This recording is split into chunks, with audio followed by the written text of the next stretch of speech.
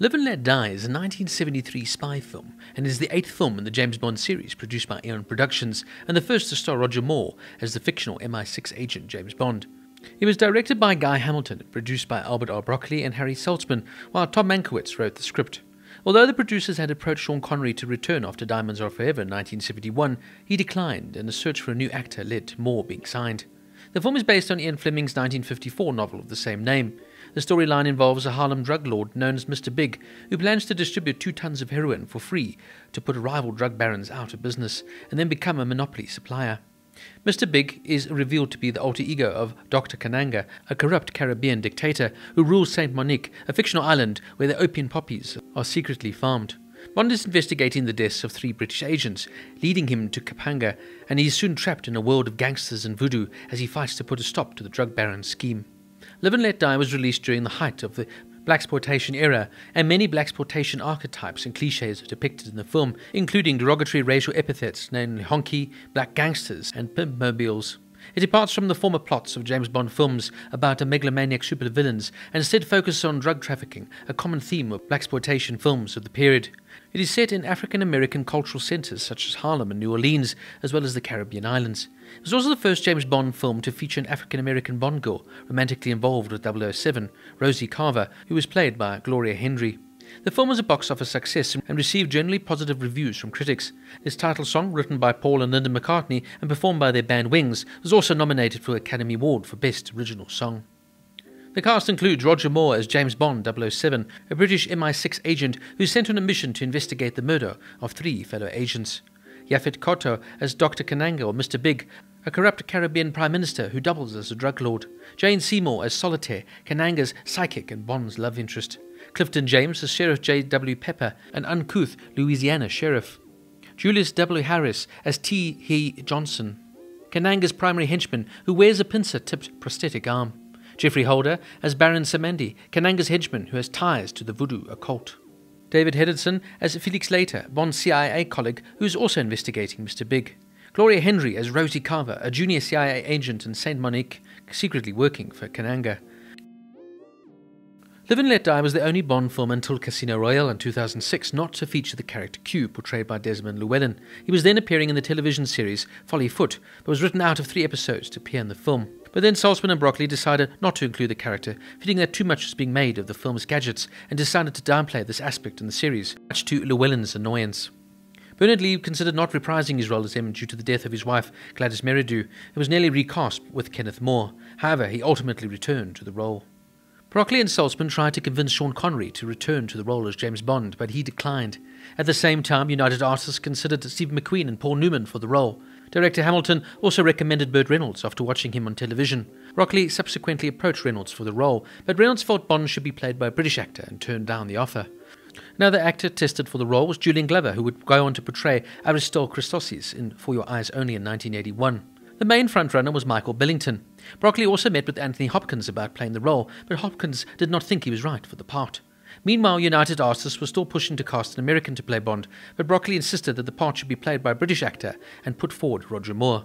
Moore, who had been considered for the role on Dr. No in 1962 and on Her Majesty's Secret Service in 1969, was ultimately hired.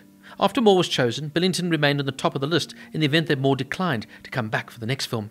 Billington played a brief role in the pre-credit sequence in The Spy Who Loved Me in 1977. Moore tried not to imitate either Connery or his own prior performances as Simon Templar in The Saint, and Mankiewicz fitted the screenplay into Moore's persona by giving him more comedic scenes and a light-hearted approach to Bond. Mankiewicz had thought of turning Solitaire into a black woman, and Diana Ross was his first choice. Broccoli and Saltzman decided to stick to Fleming's description of a white woman, and after considering Catherine Deneuve, they cast Jane Seymour, who was in the television series The Odenin Line. After Solitaire was cast as a white actress, the character of Rosie Carver was switched to a black woman, and the producers cast Gloria Hendry. Yaphet Kotto was cast while doing another movie for United Artists, Across 110th Street in 1972. Kotto reported one of the things he liked in the role was Kananga's interest in the occult, feeling like he can control the past, present, and future. John Barry, who had worked on the previous 7 films, was unavailable during the production as he was working on the stage musical Billy. Broccoli and Saltzman instead asked Paul McCartney to write the theme song. Saltzman, mindful of his decision not to produce A Hard Day's Night in '64, was especially eager to work with McCarthy. Since McCartney's salary is high and another composer could not be hired with the remainder of the music budget, George Martin, who had been McCartney's producer while with the Beatles, was chosen to write the score for the film. Live and Let Die, written by McCartney along with his wife Linda and performed by their group Wings, was the first true rock and roll song used to open a Bond film and became a major success in the United Kingdom, where it reached number 9 in the charts, and the US, where it reached number 2 for 3 weeks. It was nominated for an Academy Award but lost to The Way We Were. Saltzman and Broccoli hired BJ Arnu to record and perform the title song, not realizing McCartney intended to perform it himself. Arnu's version was featured in the film, where the singer performs it in the nightclub that Bond visits. Now, this film in many ways was a new beginning for the James Bond character. The film starts with a thrilling action sequence in which Bond escapes from a dangerous situation in New Orleans, setting the tone for the rest of the movie.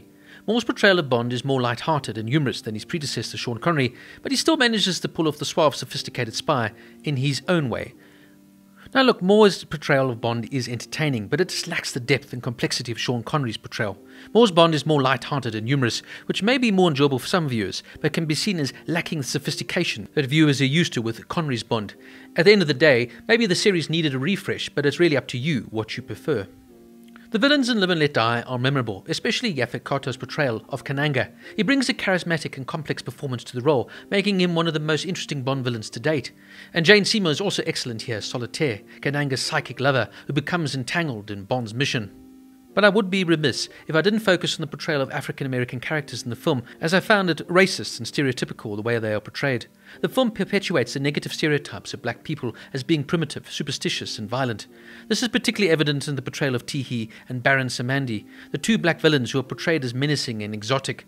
The film also includes a cringe-worthy scene in which Bond disguises himself as a black man, using racial stereotypes for comedic effect.